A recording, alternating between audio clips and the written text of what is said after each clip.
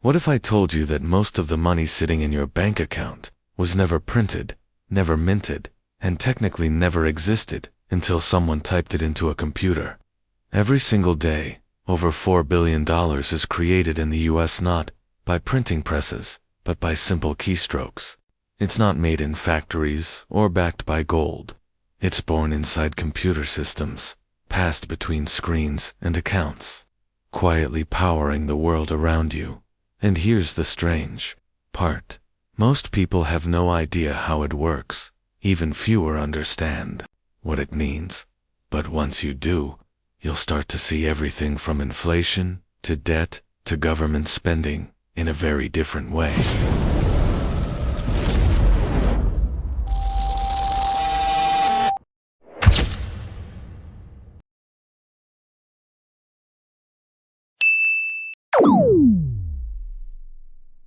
Step inside one of the most secure buildings in Washington, D.C., and you'll find machines running around the clock, pushing out more than $500 million in paper currency every single day.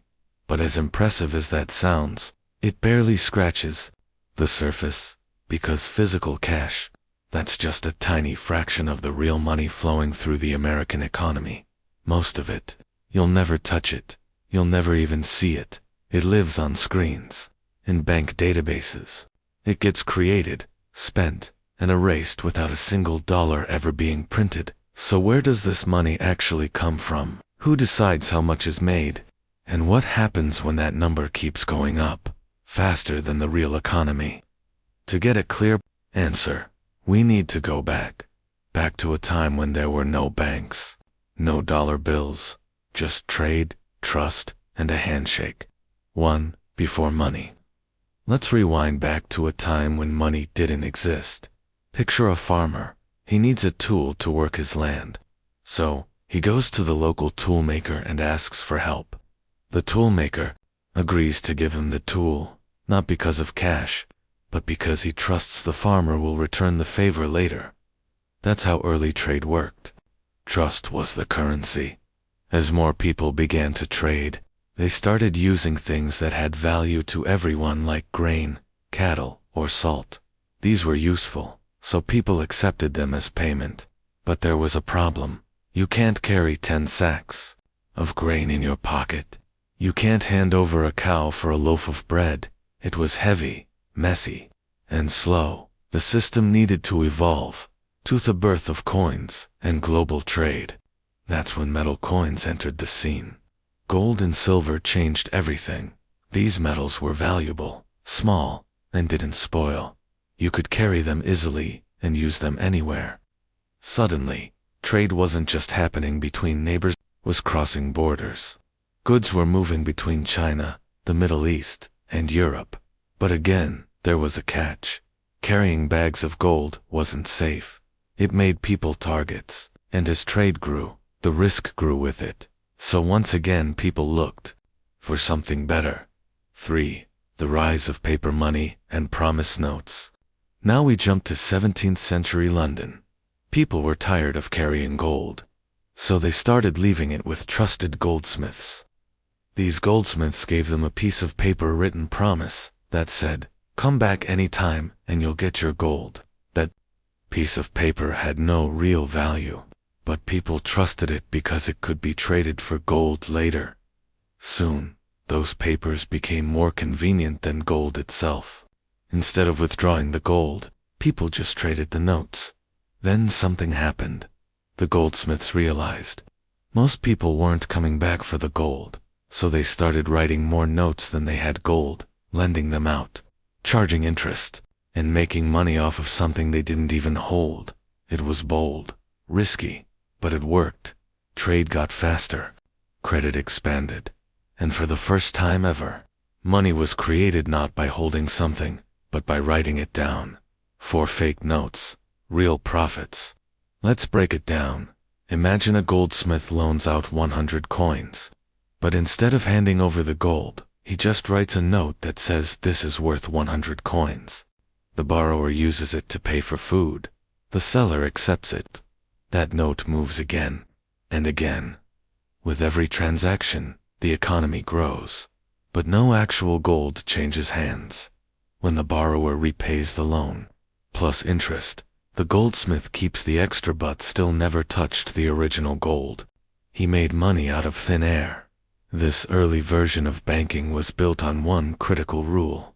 As long as nobody tried to cash in all their notes at once, the system worked. It was fragile, but it was the foundation for how banks still operate today.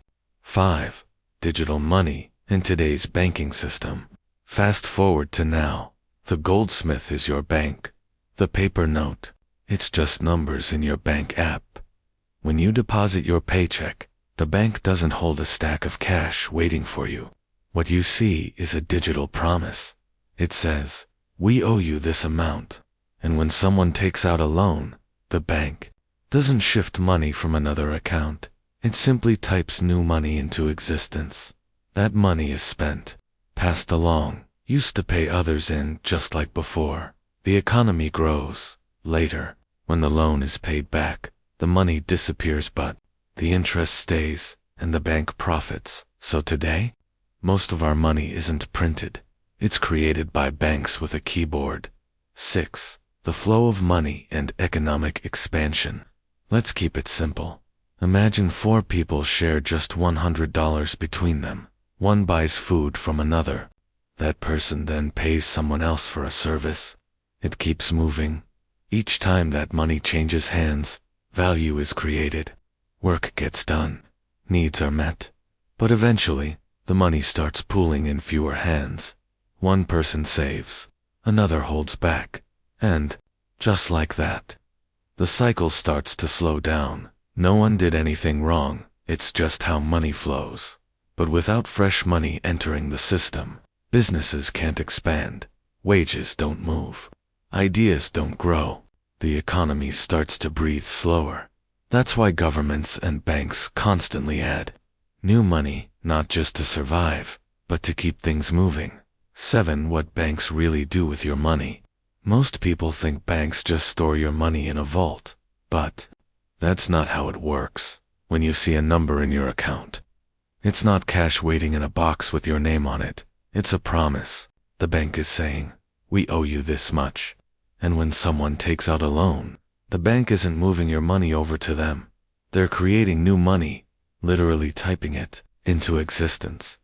That money didn't exist 5 seconds ago, but now it's real, spendable, usable, and when it's paid back, it disappears, except for the interest, which stays with the bank. 8. The ripple effect of loans.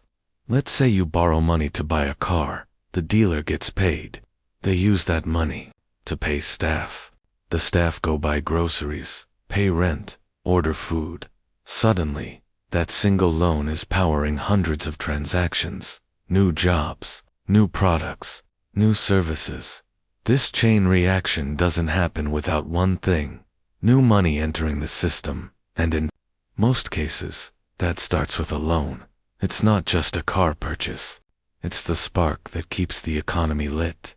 9. Inflation, the hidden risk. But there's a trade-off. If we keep creating money, but we're not making more goods or services, prices go up. This is inflation, too much money chasing too few things. That's why banks are supposed to limit how much money they create.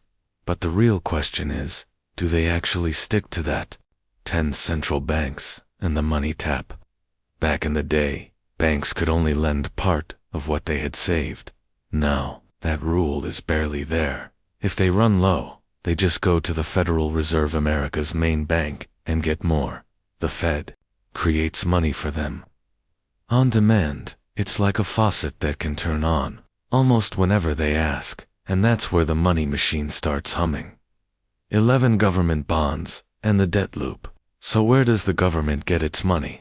It creates bonds, basically IOUs that say, lend us money and we'll pay you back with interest. Banks, investors even other countries buy these bonds. That sends money to the government, which then uses it for salaries, public projects, and services. But here's the twist. The government usually spends more than it takes in, so to pay off old debt, it issues new bonds and the cycle repeats.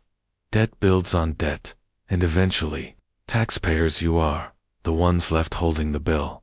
One to a flawed but functional system. This way of creating money through loans and bonds is how most of the world operates. It's not broken, but it's not running well either. If more of that money went toward things that actually move society forward, like education, clean energy, or public transport, all see the benefit, but too much of it goes into places that don't really help. Speculation, risky bets, short-term gains. The money system isn't failing, but it's not living up to its full potential either. So where does all of this leave us?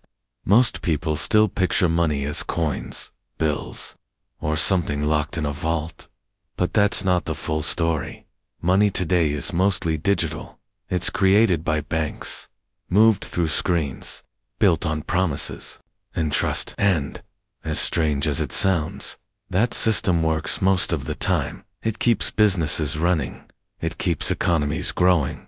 But it also carries risk, because if too much money is created too quickly, or if people stop trusting the system, everything can come undone faster than most realize. Thanks for watching. Now that you've seen how money is magically created, take a second to really think. Is the system stable, or are we just holding it together with confidence and credit?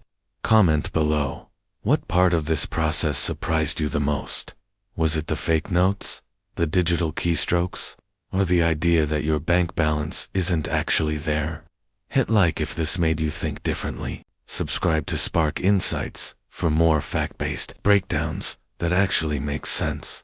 Because the economy doesn't run on gold anymore, it runs on belief.